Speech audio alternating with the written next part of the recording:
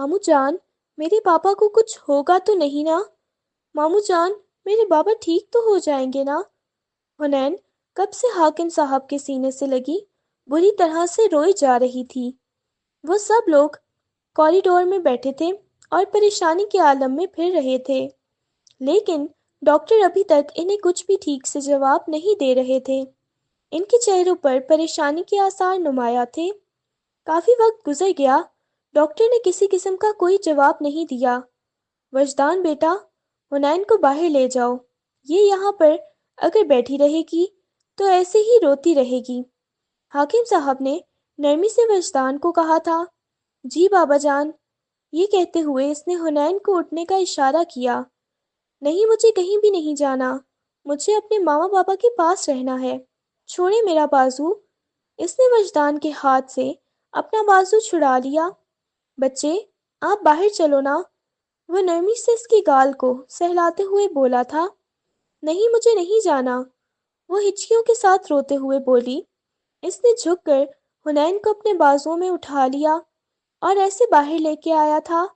وہ اس کے گلے میں بازو ڈالتے ہوئے اس کے کندھے پر سر رکھے ابھی بھی بری طرح سے روئی جا رہی تھی۔ رونا تو نہیں ہے نا؟ اس کے ہاتھ کو اپنے ہاتھ کی گرفت میں لیے ہوئے وہ باہر لے کر آیا تھا۔ کچھ کھانا ہے کیا؟ وہ نفی میں سر ہلانے لگی۔ نہیں، مجھے کچھ بھی نہیں کھانا، مجھے اپنے ماما بابا کے پاس جانا ہے۔ میرا بچہ، آپ کے ماما بابا جلدی ٹھیک ہو جائیں گے، آپ کو پریشان ہونے کی ضرورت نہیں ہے، اس نے بہت ہی محبت بھرے لہجے میں سمجھایا تھا، مگر وہ کوئی بات سننے کو تیار ہی نہیں تھا۔ کچھ کھانا ہے کیا؟ اس نے نفی میں سر ہلا دیا۔ ابھی وہ اسے لے کر تھوڑی ہی دیر ہوئی تھی باہر آیا تھا جب وجدان کے موبائل پر کال آنے لگی۔ اس نے دیکھا حاکم صاحب کی کال آ رہی تھی۔ جی بابا جان، کیا ہوا ہے؟ بیٹا تم واپس آ جاؤ حنین کو لے کر۔ بابا جان کیا ہوا ہے؟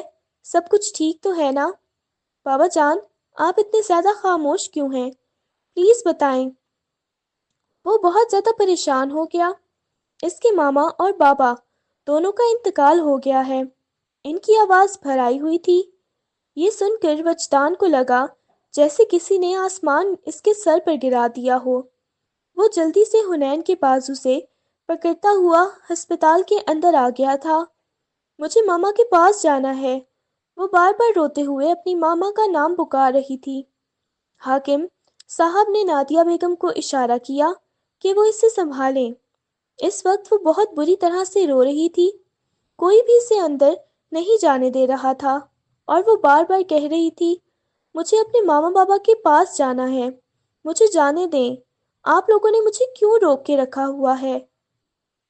شاہ حویلی میں اس وقت قیامت کا سما تھا۔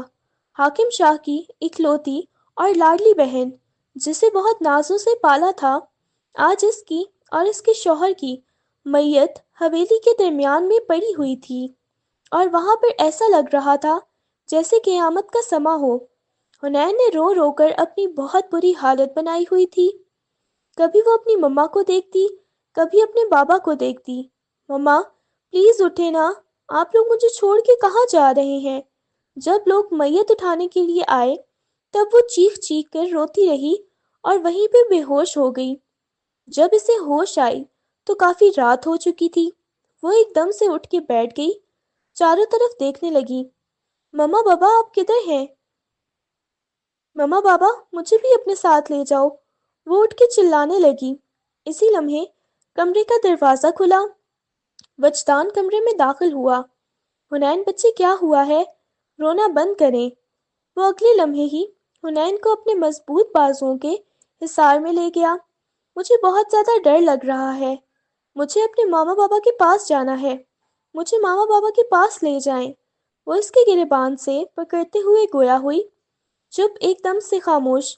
وہ اس کے آنسوؤں کو محبت سے صاف کرتے ہوئے گویا ہوا۔ مجھے نہیں پتا، مجھے ماما بابا کے پاس جانا ہے۔ وہ سسک رہی تھی۔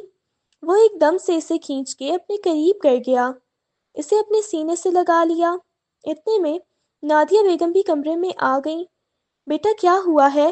اس کی طبیعت نہیں ٹھیک ہوئی؟ مما، اسے تو بہت تیز بخار ہو رہا ہے۔ اس نے نادیہ بیگم کی طرف دیکھتے ہوئے کہا، بیٹا پریشان ہونے کی ضرورت نہیں ہے، اسے بس حوصلہ دو، دلاسا دو، کچھ بھی نہیں ہوتا، ہم سب تمہارے پاس ہیں۔ حنین بیٹا، نادیہ بیگم نے اس کے آنسوؤں کو صاف کرتے ہوئے کہا، ایک ہفتہ گزر چکا تھا، لیکن حنین کسی کے بھی کنٹرول میں نہیں آ رہی تھی، اور وہ ہر وقت حنین کے پاس ہوتا تھا۔ ابھی بھی وہ صبح صبح حنین کو اٹھانے کے بعد جیسے ہی کمرے سے باہر آیا تو سامنے ماروش کھڑی ہوئی تھی، سینے پر دونوں بازو باندھے ہوئے۔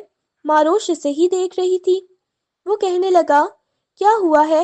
تم یہاں میں کتنے دنوں سے دیکھ رہی ہو؟ تم مجھے اگنور کر رہے ہو، اپنی آئی ہوئی اس کزن کے آگے پیچھے گھوم رہے ہو۔ جتنی وہ تمہاری لگتی ہے اتنی میری بھی لگتی ہے، لیکن مجھے کبھی تم نے حنین کے آگے پیچھے گھومتے ہوئے دیکھا ہے؟ اب تو وہ کافی زیادہ بہتر بھی ہو گئی، اور اس نے اس چیز کو قبول بھی کر لیا ہے کہ اس کے ماں باپ اس دنیا میں نہیں رہے۔ اس کے باوجود آپ اس کے آگے پیچھے کیوں گھومتے ہیں؟ ماروش غصے میں گویا ہوئی، تمہیں اتنا زیادہ مسئلہ کیوں ہے؟ وجدان نے نرمی سے اسے سمجھانا چاہا، دیکھو وہ بچی ہے، وہ معصوم ہے، اس وقت وہ بہت بڑے صدمے سے گزر رہی ہے۔ اس نے اپنی ماں باپ کو کھویا ہے، اور تمہیں پتہ ہے، تم پتہ نہیں کیا سوچ رہی ہو۔ ماروش، تم بہت زیادہ خود غرض ہوتی جا رہی ہو۔ اس نے ایک دم سے وجدان کے ہاتھ کو اپنے ہاتھ میں لیا۔ ہاں بالکل، آپ کے معاملے میں خود غرض ہوں، اور یہ میں دنیا کو چیخ چیخ کر بتاتی ہوں کہ میں آپ کے معاملے میں خود غرض ہوں، تو میں ذرا سا بھی آپ کو کسی کے ساتھ بانٹ نہیں سکتی۔ وجدان، وہ وجدان کی آنکھوں میں دیکھتے ہوئے بولی، تو وجدان نے اس کے چہرے کو اپنے دونوں ہاتھوں کے پیالے میں بھر لیا۔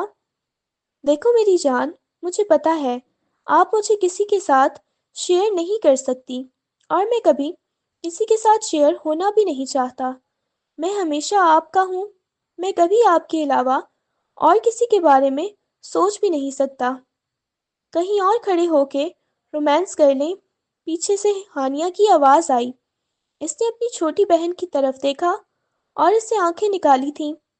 آپ نے اتنے دن ہو گئے ہیں مجھے منہ بھی نہیں لگایا، پتہ ہے کتنا زیادہ موڈ آف ہے۔ ماروش غصے میں اب اس سے شکایتیں لگا رہی تھی۔ اس نے اپنی منکوہا کا بازو پکڑا اور اسے کمرے میں لے کے آیا، ایک دم سے کمرے کا دروازہ بند کرتے ہوئے اسے پیچھے دروازے کے ساتھ لگاتا، اس کی تھوڑی سے پکڑ کے اس کا چہرہ اوپر کر کے اس کے ایک ایک نقش کو بغور دیکھنے لگا۔ آپ کو پتہ ہے میں بہت زیادہ پریشان تھا، لیکن اس پریشانی میں اب جب آپ کو دیکھتا تھا تب میں ریلیکس ہو جاتا تھا۔ وہ مسکراتے ہوئے اسے دیکھنے لگا۔ اگلے لمحے وہ اس کے قریب ہونے لگا تھا۔ وہ بس اسے اپنی محبت کا احساس کروانا چاہتا تھا۔ اسی لمحے پیچھے سے دروازے پہ دستک ہوئی تو دونوں بڑبڑا کر ایک دوسرے سے الگ ہوئے۔ جی جی، کون ہے؟ اس نے نرمی سے پوچھا تھا۔ بیٹا کیا ہو گیا؟ کدھر چلے گئے ہو؟ حنین کی طبیعت نہیں ٹھیک، اسے ہاسپٹل لے کے جاؤ۔ اس نے پھر سے برا سا منہ بنایا تھا۔ بس ایک نیا ڈرامہ شروع ہو گیا۔ وہ منہ بناتے ہوئے بولی تو وہ ایک دم سے کھینچ کے اپنے لب اس کی پیشانی پہ رکھتا ہوا کہنے لگا، صبر کر لو، بہت زیادہ مجھ سے دور بھاگو گی۔ ابھی جتنا تم میرے پاس آنے کے لیے تڑپتی ہو، پھر اتنا ہی دور بھاگنے کے لیے تڑپو گی۔ وہ مسکراتے ہوئے اسے چھیڑتا ہوا باہر چلا گیا۔ کمرے میں آیا تو حنین گھٹنوں کے گرد بازو لپیٹے آنکھیں سجائے بیٹھی تھی۔ ارے میرا بچہ، آپ نے کیا اپنی حالت بنائی ہوئی ہے؟ اسے بازوؤں میں اٹھاتے ہوئے باہر لے کے آیا۔ میں آپ کو ہاسپٹل لے جاتا ہوں، آئس کریم کھلانے بھی لے کے جاؤں گا۔ اس کے چھوٹے چھوٹے ہاتھوں کو اپنے لبوں سے لگاتے ہوئے وہ گویا ہوا تو وہ اس کے گلے میں باہیں ڈالتے ہوئے اپنا سر بس اس کے کندھے پر رکھ گئی تھی۔ مجھے ماما بابا کی بہت زیادہ یاد آتی ہے، آپ مجھے ان کے پاس لے جائیں گے نا؟ وہ محبت بھرے لہجے میں گویا ہوئی تو وہ کہنے لگا، ٹھیک ہے۔ وہ پہلے اسے قبرستان لے گیا تھا، پھر اس کے بعد اس کا موڈ ٹھیک کرنے کے لیے اسے شاپنگ کروائی، اسے آئس کریم کھلائی۔ وہ جب جب وجدان کے پاس ہوتی تھی तब तब इसका मूड कुछ अच्छा हो जाता था, वरना तो वो हर वक्त मुंह फुलाए कभी एक साइड पे जाती तो कभी दूसरी साइड पे। अब इसने स्कूल जाना भी शुरू कर दिया था। इसके ददियाल वालों ने बोला था कि वो इसे अपने पास लेके जाना चाहते हैं, मगर उन्होंने इनकार कर दिया था। उन्होंने पहली सारी जिंदगी अपनी पोती को कबूल नहीं किया था। वो किस मुंह से इसे लेने आए हैं। इस वजह से हाकिम साहब ने बोला था कि वो नहीं जाएगी और हमेशा हमारे पास ही रहेगी। नादिया बेगम को भी कोई एतराज़ नहीं था। उनको तो कोई बेटी ही नहीं थी, इस वजह से वो इसे ही अपनी बेटी बना के रखती थी। वजदान सिर्फ एक भाई था, जब इसके चाचू की दो बेटियां हानिया और मारोश थीं, और इनकी जॉइंट फैमिली थी और वो एक घर में ही रहते थे। चंद साल पहले मारोश और वजदान का निकाह हुआ था और आजकल तो इनकी शादी की तैयारियां ही चल रही थी। लेकिन अचानक इसके मामा बाबा के इंतकाल की वजह से इनकी शादी डिले हो गई और अब दोबारा से नादिया बेगम ने मारोश की मम्मा ने थोड़ी देर थोड़ी थोड़ी शादियों की तैयारियां शुरू कर दी थी। होते होते ही 5 साल गुजर चुके थे। इन 5 सालों में मारोश ने एक चीज़ नोट की थी कि वो हुनैन के बहुत ज़्यादा करीब हो गया था, और ये बात मारोश को बहुत बुरी लगने लगी थी। हर लम्हा हुनैन इस पे हक जताने की कोशिश करती थी, और मारोश जब भी इसे ये कहती कि मेरा हक क्यों इससे देते हो, जो वक्त मुझे देने का होता है आप इसके पास चले जाते हो, मुझे बिल्कुल भी अच्छा नहीं लगता। देखो मारोश पागल हो क्या, वो एक छोटी बच्ची है, इसके मामा पापा नहीं है, इस वजह से मैं इसे अहमियत देता हूँ। आधी रात का वक्त था। ब्लैक रंग की साड़ी में मलबूस मारोश बाहर की तरफ जा रही थी, जब पीछे से हुनैन की आवाज़ आई, मारोश आप ही आप किधर जा रही हैं। इसने मुड़ के बुरा सा मुंह बनाते हुए हुनैन को देखा था। मैं और वजदान डिनर पर जा रहे हैं, लेकिन अभी तो आप लोगों की रुखसती नहीं हुई। लेकिन ऐसे आप लोग पहले क्यों जा रहे हैं।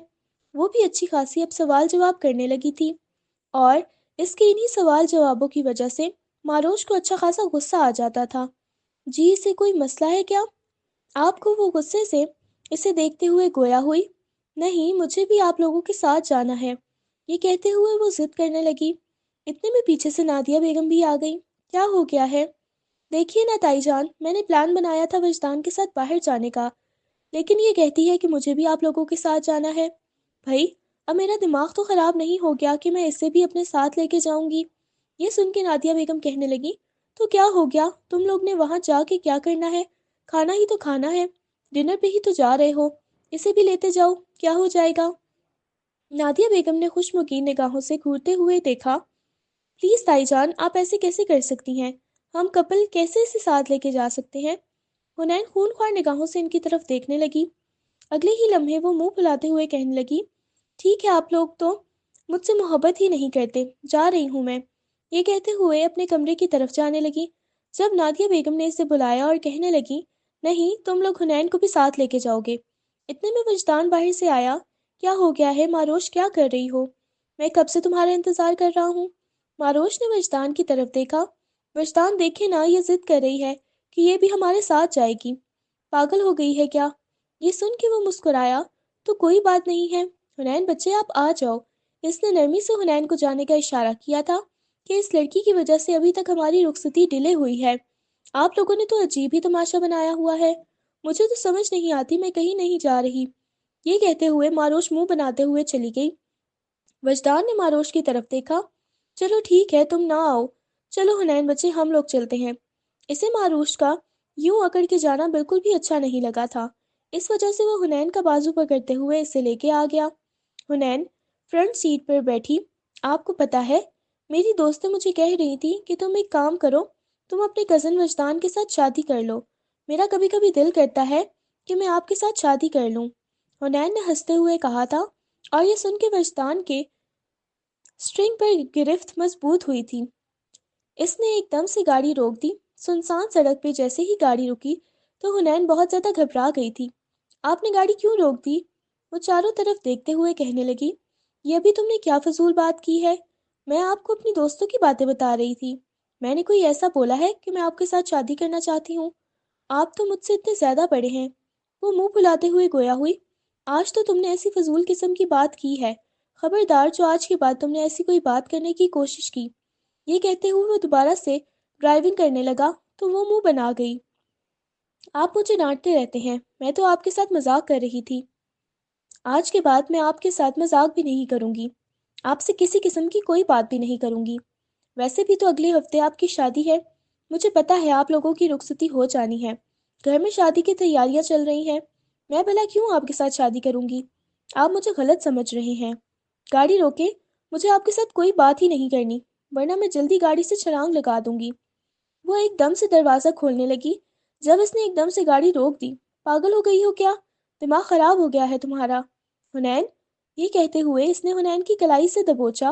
اسے کھینچا تو حنین سیدھا اس کے سینے سے آ لگی تھی، اس کے گرد بازوؤں کا حصار قائم کر لیا۔ پاگل ہو گئی ہو کیا؟ کیوں ایسی باتیں کر رہی ہو؟ بچے دیکھیں، آپ مجھ سے چھوٹی ہیں، آپ تو بالکل ایسی باتیں کرنی زیب نہیں دیتی۔ آپ ایسی فضول قسم کی باتیں کریں، میں نے اس وجہ سے آپ کو ڈانٹ دیا۔ وہ اس کے سینے سے لگی بری طرح روئی جا رہی تھی۔ آپ مجھے ڈانٹتے رہتے ہیں نا، آپ دعا کریں میں مر جاؤں، ہمیشہ کے لیے آپ لوگوں کی جان چھوٹ جائے گی۔ وہ ہچکیوں کے ساتھ رو رہی تھی۔ اس کے معصوم سے چہرے کو وجدان نے اپنے ہاتھوں کے پیالے میں بھر لیا، اس کے آنسوؤں کو صاف کیا۔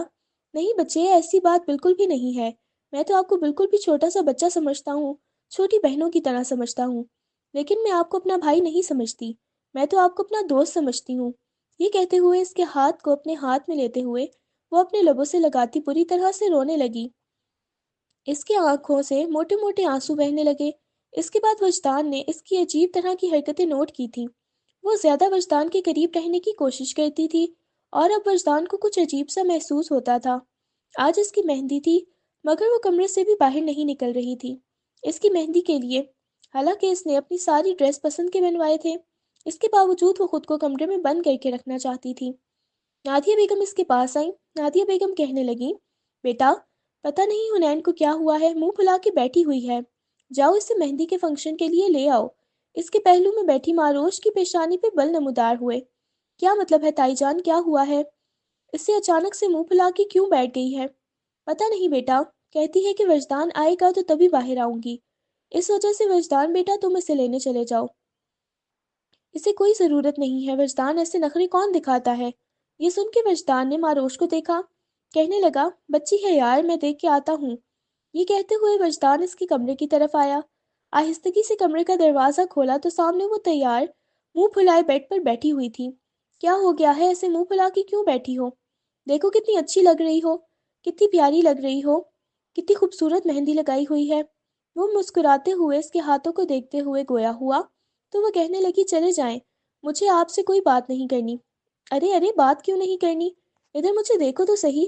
وہ اس کی تھوڑی سے پکڑ کے اس کا چہرہ اوپر کر گیا۔ ارے میرے بچہ، کیوں منہ پھلایا ہوا ہے آپ نے؟ نہیں بس ویسے ہی، آپ نے مجھ سے بات ہی نہیں کی صبح سے، آپ کو پتہ ہے میں اتنا زیادہ بزی تھا، اس وجہ سے آپ سے بات نہیں کر سکا، تو آپ نے منہ پھلا لیا۔ چلے شاباش۔ وہ اسے اپنے سینے سے لگاتا ہوا ہاتھ پکڑتے ہوئے باہر لے آیا۔ وہ مسکراتے ہوئے اس کے ساتھ باتیں کرتا، اسے ہنسانے کی کوشش کرتا۔ جیسے ہی باہر آیا تو ماروش کی سیدھی نظر اس پر گئی اور ماروش کو اچھی خاصی اس سے جلن محسوس ہوئی۔ یہ لڑکی اپنے آپ کو سمجھتی کیا ہے؟ یہ مجھ سے میرا حق چھیننے کی کوشش کر رہی ہے۔ وہ ضبط سے اپنی مٹھیاں بھیجتے ہوئے گویا ہوئی۔ نادیہ بیگم نے حیرت سے اسے دیکھا تھا۔ ہانیہ کہنے لگی، آپی کیا ہو گیا ہے، وہ بچی ہے۔ نادیہ بیگم بھی اسے سمجھانے لگی تھی۔ ملیحہ بیگم کہنے لگی، ہاں تو وہ ٹھیک کہہ رہی ہے، دیکھو وجدان کیسے ہر وقت اس کے آگے پیچھے گھوم رہا ہوتا ہے۔ مجھے تو خود اچھا نہیں لگتا، اسے تو مجھے لگتا ہے میری بیٹی کا یہ حق کھا جائے گی۔ یہ لڑکی ملیحہ بیگم کو تو اب اپنی بیٹی کی ٹینشن لگ گئی تھی کہ کہیں وجدان اسے حنین کے پیچھے ہی نہ پڑ جائے۔ مہندی کا فنکشن جیسے ہی ختم ہوا تو سب لوگ اندر چلے گئے تھے، لیکن حنین تلان میں جھولے پر بیٹھی کسی گہری سوچ میں مگین تھی۔ حنین کیا ہوا ہے؟ تم مجھے بہت زیادہ ڈسٹرب لگ رہی ہو۔ وجدان نے اس کی کلائی سے پکڑا، وہ اسے اندر لے جانا چاہتا تھا۔ اسے احساس ہوا کہ حنین کو تو بہت زیادہ بخار ہے۔ ارے حنین کیا ہوا ہے؟ اس نے اپنی نازک کلائی کو پکڑتے ہوئے گرفت میں لیا اپنے ہاتھ کی، اسے لے کے اندر آ گیا، لا کے اسے بیڈ پر بٹھایا تھا۔ میری طرف دیکھو، کیا ہوا ہے؟ کسی نے کچھ کہا ہے کیا؟ بہت زیادہ ڈسٹرب لگ رہی ہو۔ اس نے نفی میں سر ہلایا۔ بتاؤ مجھے کیا مسئلہ ہے، کیا پرابلم ہے؟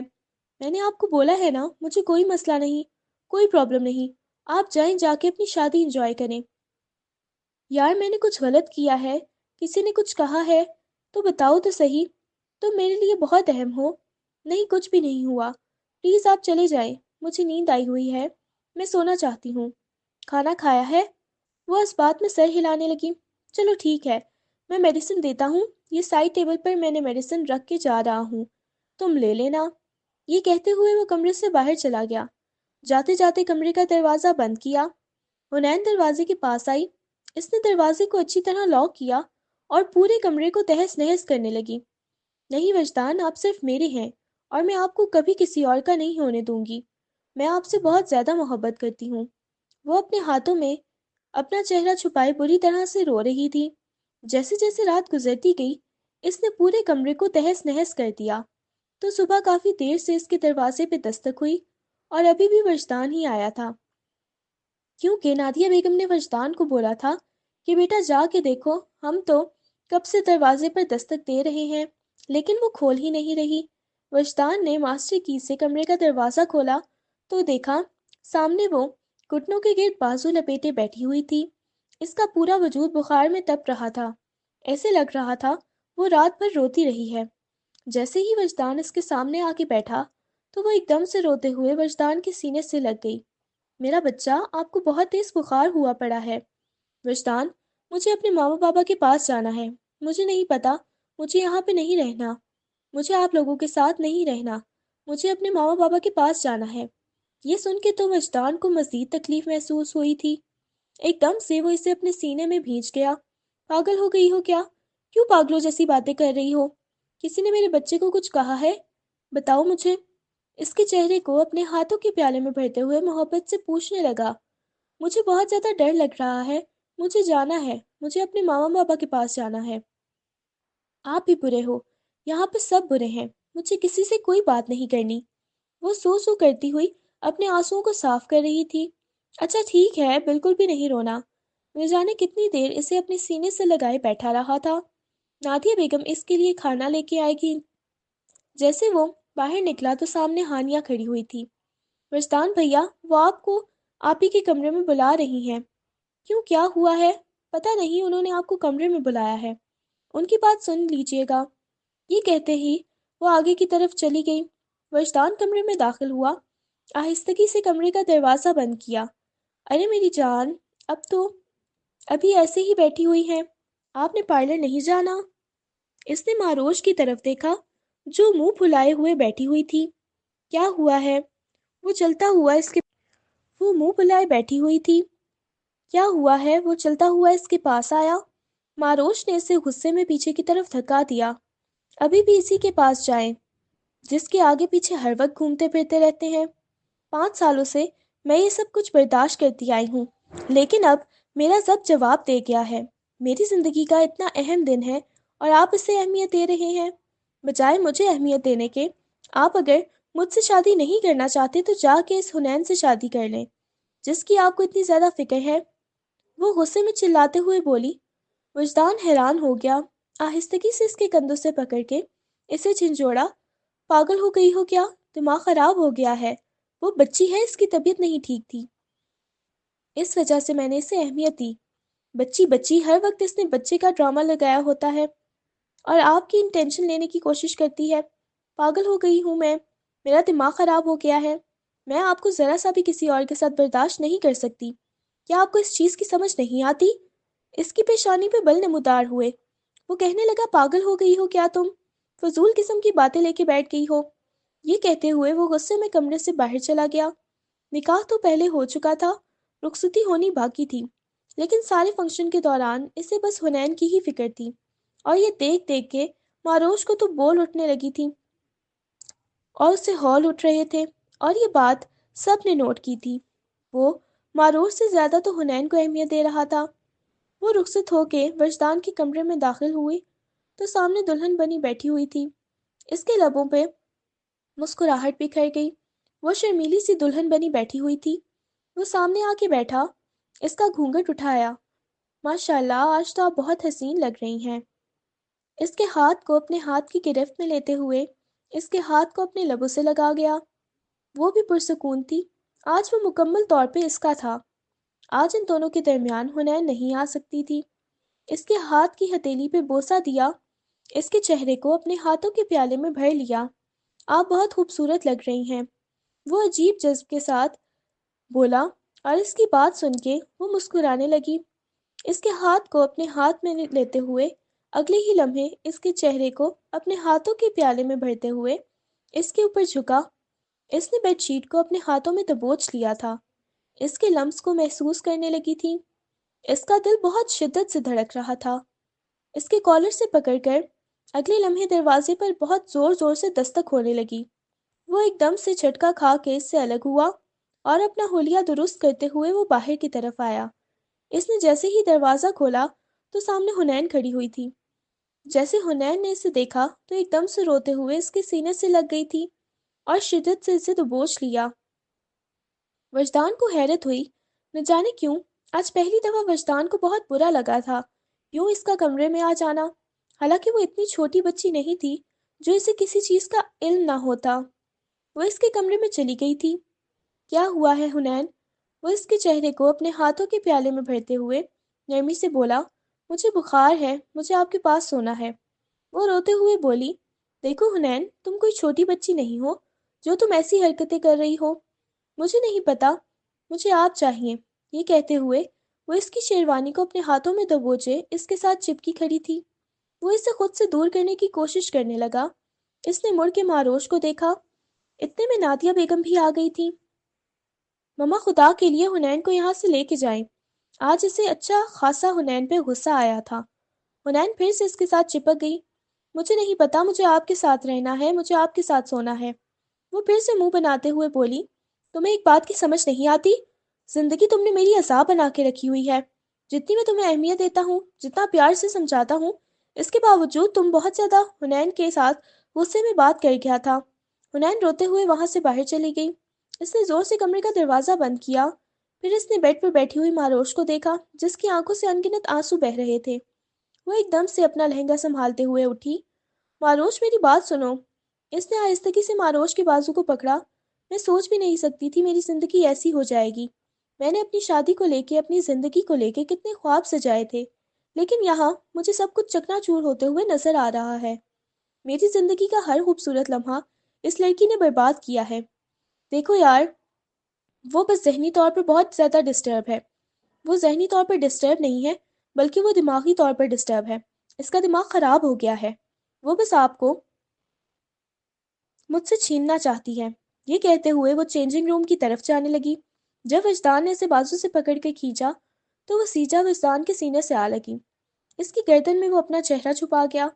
میں تم سے بہت زیادہ محبت کرتا ہوں ماروش، میں تمہیں ٹوٹ کے چاہتا ہوں۔ تمہاری جگہ کوئی نہیں لے سکتا، لیکن مجھے لگ رہا ہے میری جگہ وہ لڑکی لے چکی ہے۔ اب آپ اسی کے ساتھ شادی کر لیں، میں آپ کے ساتھ نہیں رہنا چاہتی۔ وہ ہچکیوں کے ساتھ روتے ہوئے بولی، ماروش کیا ہو گیا ہے؟ کیوں پاگلوں جیسی باتیں کر رہی ہو؟ ہاں میں پاگل ہوں، تبھی پاگلوں جیسی باتیں کر رہی ہوں۔ اسے اپنے قریب کرتا ہوا اپنے سینے سے لگا گیا اور اس کی پشت کو سہلانے لگا۔ اچھا ٹھیک ہے، آج کے بعد ایسا نہیں ہوگا۔ یہ کہتے ہوئے اسے اپنے بازوؤں میں اٹھا لیا، اسے اپنی محبت سے آشناس کروانے لگا۔ جیسے جیسے رات گزرتی گئی وہ اس کی محبت میں مکمل ہوتی گئی۔ صبح جب اس کی آنکھ کھلی تو اس نے پاس میں سوئی ہوئی ماروش کو دیکھا، جھک کے اس کی پیشانی پہ بوسہ دیا۔ اگلے لمحے اس سے حنین کا خیال آیا۔ رات جیسے وہ روتے ہوئے اس کے کمرے سے گئی تھی، نہ جانے کیوں مگر اس سے حنین کے لیے بہت زیادہ برا لگ رہا تھا۔ اس نے اپنے اوپر سے کمبل ہٹایا۔ باہر ابھی بھی ہلکا ہلکا اندھیرا تھا، شاید ابھی تک سب سو رہے تھے۔ اس نے حنین کی کمرے کی طرف دیکھا جس کی ابھی تک لائٹ جل رہی تھی، جو اس بات کی گواہی دے رہی تھی کہ وہ ابھی تک جاگ رہی ہے۔ اس نے آ کر آہستگی سے حنین کے کمرے کا دروازہ کھولا۔ سامنے وہ صوفے پہ بیٹھی ہوئی بری طرح سے ابھی تک رو رہی تھی۔ حنین بچے، اس نے نرمی سے حنین کا نام پکارا۔ حنین نے لال سرخ ہوتی آنکھوں کے ساتھ اسے دیکھا۔ چلی جائیں، دفع ہو جائیں یہاں سے، مجھے آپ سے کوئی بات نہیں کرنی۔ آج سے پہلے کبھی اس نے اس لہجے میں بات نہیں کی تھی جس لہجے میں وہ آج بات کر رہی تھی۔ حنین میرا بچہ، آپ کو کیا ہو گیا ہے؟ یہ کہتے ہوئے اس نے حنین کے چہرے کو اپنے ہاتھوں کے پیالے میں بھر لیا۔ وہ ہچکیوں کے ساتھ رونے لگی۔ میں آپ کو اپنا سمجھتی ہوں، اس وجہ سے آپ میرے ساتھ ایسا کرتے ہیں۔ میں نے ماما پاپا کے بعد کسی کو اپنا سمجھا تو وہ سب سے زیادہ آپ کو اپنا سمجھا۔ پھر بھی آپ نے مجھے تکلیف دی۔ مجھے آپ سے کوئی بات نہیں کرنی۔ نہیں میرا بچہ، پتہ نہیں کیوں مجھے غصہ آ گیا تھا، لیکن اس سے پہلے تو میں نے کبھی آپ کے ساتھ ایسا کچھ نہیں کیا۔ وہ نرمی سے اسے بتا رہا تھا اور وہ روتے ہوئے اپنا سر اس کے سینے پہ ٹکا گئی تھی۔ چلو شاباش، سو جاؤ، پوری رات کی جاگی رہی ہو، دیکھو آنکھوں کی کیا حالت ہوئی پڑی ہے۔ یہ کہتے ہوئے اس کے سر کو اپنی گود میں رکھتے ہوئے اس کے بالوں میں ہاتھ پھیرنے لگا۔ تھوڑی ہی دیر بعد وہ نیند کی وادیوں میں چلی گئی۔ وہ آہستگی سے اسے بیڈ پر لٹاتا ہوا جانے لگا تو اس نے نیند میں ہی وجدان کا ہاتھ پکڑ کر اپنے گال کے نیچے رکھ لیا، تو وہ آہستگی سے اس کے بالوں کو پیچھے کرتا اپنا ہاتھ چھڑاتے ہوئے باہر چلا گیا تھا۔ وہ جب کمرے میں آیا تو ماروش جاگ چکی تھی۔ کیا ہوا ماروش، آپ کب جاگی؟ اس نے نرمی سے ماروش سے پوچھا جب آپ اپنی اس معشوقہ سے ملنے جا رہے تھے۔ دماغ خراب ہو گیا ہے کیا؟ اب کی بار وہ سخت لہجے میں گویا ہوا۔ ولیمے کے فنکشن میں بھی ماروش نے اس کے ساتھ کسی قسم کی کوئی بات نہیں کی۔ وہ بہت زیادہ بدلنے لگی تھی، اس سے دور رہتی تھی اور وہ بھی زیادہ توجہ حنین کو ہی دیتا تھا، اس کی چھوٹی چھوٹی خواہشات پوری کرتا تھا، اور اس سے احساس ہوا تھا کہ وجدان جیسے انسان کا انتخاب کر کے اس نے کتنا غلط کیا۔ کاش وہ شادی نہ کرتی جب اسے اندازہ تھا کہ وجدان اس سے زیادہ کسی اور کو اہمیت دے رہا ہے۔ وہ بالکل مرجھانے لگی تھی، کہیں سے ایسا نہیں لگتا تھا کہ وہ نئی نویلی دلہن ہو۔ صبح سے اس کی طبیعت کافی زیادہ خراب تھی اور وہ بستر پر بے سود پڑی ہوئی تھی جب کمرے کا دروازہ کھلا اور ہانیہ کمرے میں داخل ہوئی۔ اٹھیں آپی، آپ نے کیا حالت بنائی ہوئی ہے؟ وہ اٹھ کے بیٹھ گئی۔ ہانیہ، مجھے بہت زیادہ ڈر لگتا ہے، میں کسی قیمت پہ بھی وجدان کو کھونا نہیں چاہتی۔ اس نے ہانیہ کے ہاتھ کو پکڑتے ہوئے کہا، آپی کوئی بھی وجدان کو آپ سے نہیں چھینے گا، آپ کیوں پریشان ہو رہی ہیں؟ وہ نرمی سے اس کے چہرے کو ہاتھوں کے پیالے میں بھرتے ہوئے سمجھانے لگی، نہیں، کیوں میری طبیعت اتنی زیادہ خراب ہے، اور وجدان نے کبھی مجھ سے پوچھا تک نہیں کہ میں زندہ ہوں یا مر گئی، میں کس حال میں ہوں۔ آپی، وہ بھی کام کی وجہ سے پریشان ہوتے ہیں، کام کی وجہ سے انہیں ساری توجہ حنین کی طرف ہے۔ مجھے سمجھ نہیں آتا کہ وہ آخر مجھ سے چاہتی کیا ہے۔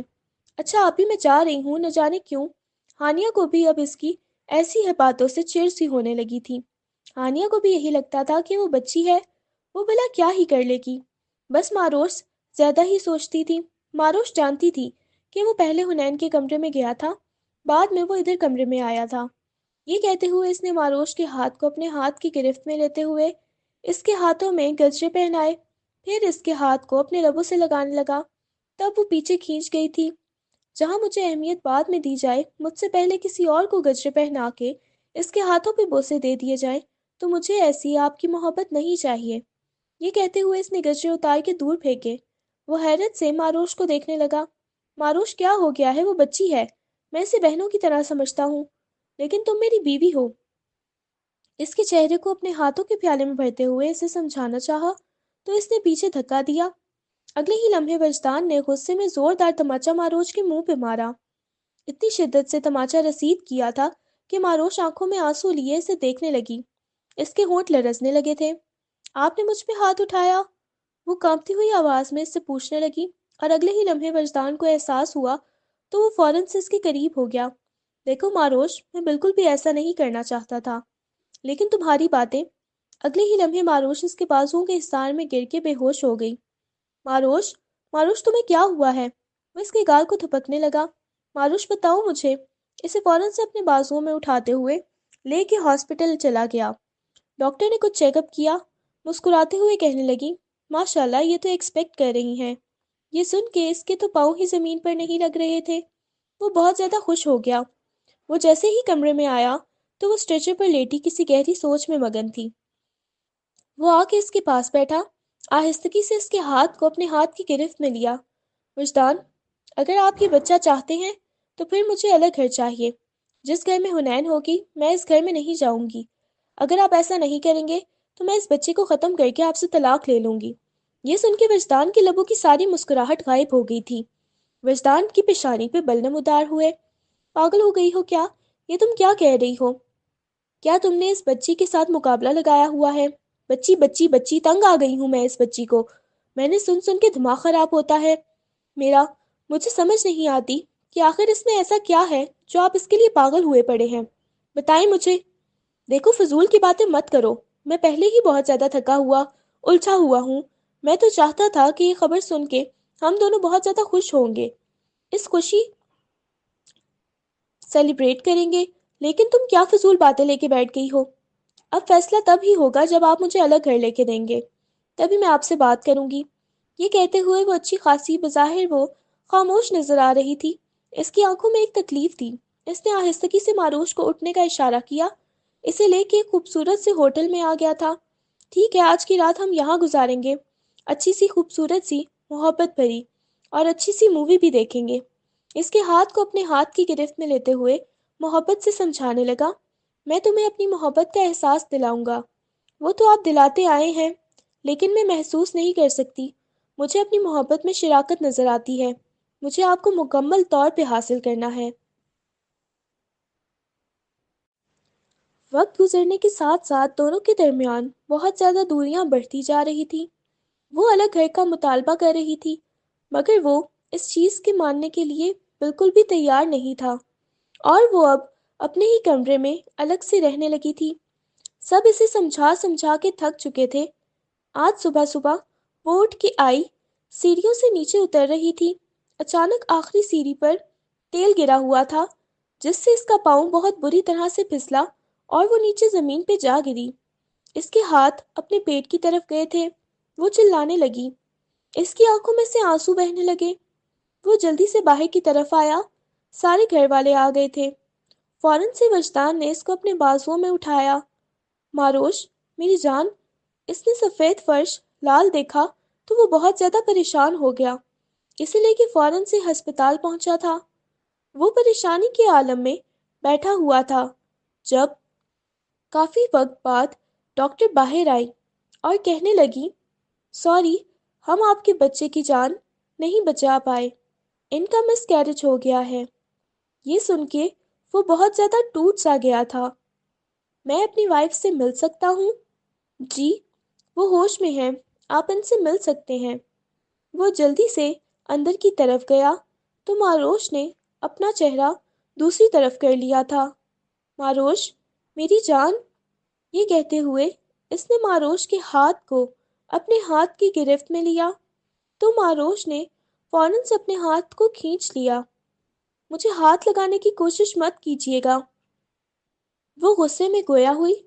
ماروش، میری جان، میں میں تم سے بہت زیادہ محبت کرتا ہوں۔ تم الگ گھر میں رہنا چاہتی ہو؟ تم الگ گھر میں رہنا چاہتی ہو نا؟ میں تمہیں الگ گھر بھی لے کر دے دوں گا۔ پلیز ادھر میری طرف دیکھو نا، ہمیں اللہ اور دے دے گا، وہ محبت بھرے لہجے میں بول رہا تھا۔ تم حنین کے پاس چلے جاؤ، میں تم سے کوئی بات نہیں کرنا چاہتی۔ وجدان پہلی دفعہ ماروش کے لہجے میں اتنی نفرت تھی۔ ان سب میں اب حنین کا کیا قصور ہے؟ کیا واقعی آپ کو لگتا ہے کہ حنین کا کوئی قصور نہیں؟ سیڑھیوں پر تیل کس نے گرایا تھا؟ یہ ہو نہ ہو آپ کی حنین کا ہی کام ہو سکتا ہے۔ یہ سن کے وہ کہنے لگا، پاگل ہو گئی ہو کیا؟ تم ایک بچی پہ الزام لگا رہی ہو؟ ہاں تو جائے اسی بچی کے پاس، مجھے آپ سے کوئی لینا دینا نہیں ہے۔ یہ کہتے ہوئے وہ اپنا ہاتھ کھینچ گئی اور وہ بھی غصے میں باہر چلا گیا۔ اس وقت اس کا ارادہ حنین سے بات کرنے کا تھا۔ وہ حنین سے پوچھنا چاہتا تھا کہ کیا واقعی اس نے ایسا کیا ہے۔ آدھے گھنٹے کی مسافت کے بعد وہ گھر پہنچ گیا۔ اس وقت وہ حنین کے کمرے کی طرف جا رہا تھا۔ اچانک اس کے قدم حنین کے دروازے کے سامنے رکے۔ اندر سے حنین کی آواز آ رہی تھی، ہاں یار سوہا، میں نے یہ سب کچھ تو کر دیا تھا جیسا تم نے بولا تھا، تو میں نے تیل پھینکا تھا، وہ اس کے بچے کا کام تو تمام ہو ہی جانا تھا۔ اب تو میں اپنے وجدان کو کبھی کسی اور کے ساتھ برداشت نہیں کر سکتی، وہ صرف میرے ہیں۔ وہ ماروش کی بچی کیسے مجھ سے چھین سکتی ہے؟ اور یہ سن کے وجدان کو لگا جیسے کسی نے اس کے وجود سے جان نکال لی ہو۔ اس نے ایک دم سے کمرے کا دروازہ کھولا تو حنین نے فوراً سے موبائل اپنے کان سے ہٹا لیا۔ سامنے کھڑے ہوئے وجدان کو دیکھنے لگی۔ آج پہلی دفعہ اس نے وجدان کی آنکھوں میں اپنے لیے اتنی زیادہ نفرت دیکھی تھی۔ وہ گھبراتے ہوئے کہنے لگی، وجدان، آپ کب آئے؟ جب تم بکواس کر رہی تھی۔ یہ کہتے ہوئے وجدان اس کے پاس آیا، زوردار تماچا اس کے منہ پہ رسید کیا۔ تمہیں ذرا شرم نہیں آتی؟ جو کچھ تم نے کیا تمہیں پتہ بھی ہے؟ کسی معصوم کی زندگی برباد کر دی تم نے۔ یہ کہتے ہوئے اس کے کندھوں سے پکڑ کر اسے جھنجھوڑنے لگا۔ وہ گھبراتے ہوئے کہنے لگی، نہیں ایسا نہیں ہے، وہ وجدان، میں آپ سے محبت کرتی ہوں۔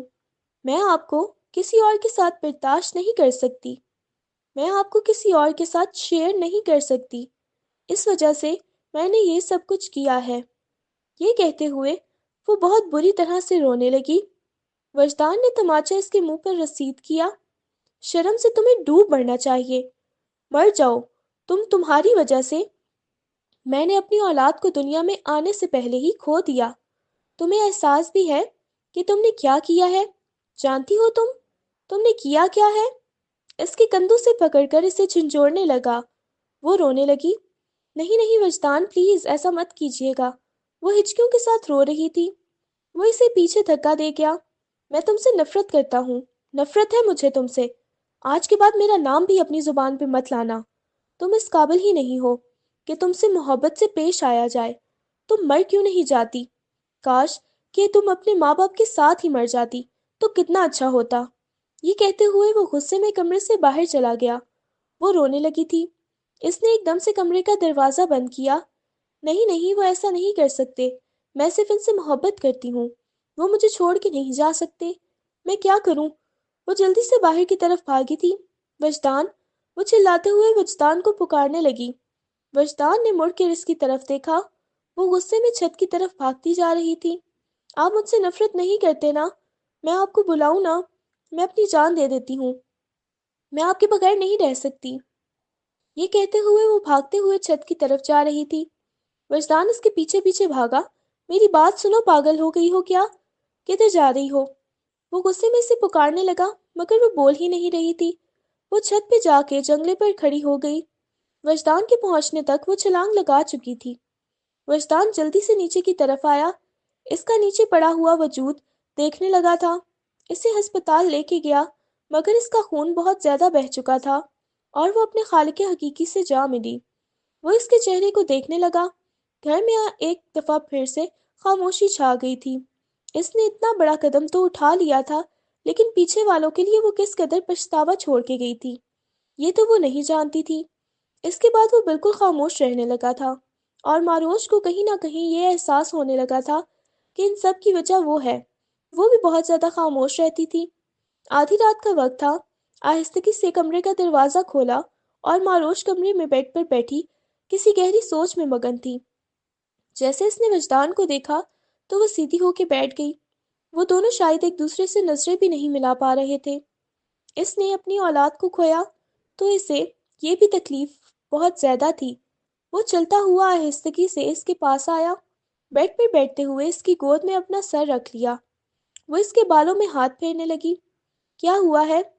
کیا ہم خوبصورت سی زندگی کی شروعات کر سکتے ہیں جہاں صرف ہماری محبت ہو اور کچھ بھی نہ ہو؟ وہ اس کے چہرے کو ہاتھوں کے پیالے میں بھرتے ہوئے بولا، وہ محبت جو ہم نے بچپن میں ایک دوسرے سے کی تھی۔ ماروش، یہ کہتے ہوئے اس نے ماروش کی ہتھیلیوں پر بوسہ دیا، مجھے اپنی اولاد نہیں بھولتی۔ وہ روتے ہوئے بولی تو اس کے چہرے کو اپنے ہاتھوں کے پیالے میں بھرتے ہوئے اس کی پیشانی پہ بوسہ دے گیا۔ ہماری قسمت میں وہ نہیں تھی لیکن اللہ ہمیں دے گا۔ یہ کہتے ہوئے وہ اسے اپنے سینے سے لگا گیا۔ مجھے ہمیشہ آپ کے پاس رہنا ہے، آپ کے قریب رہنا ہے۔ میں نے قسمت سے آپ کو چھینا ہے۔ وہ روتے ہوئے گویا ہوئی تھی اور وہ مزید شدت سے اسے اپنے سینے میں بھینچ گیا۔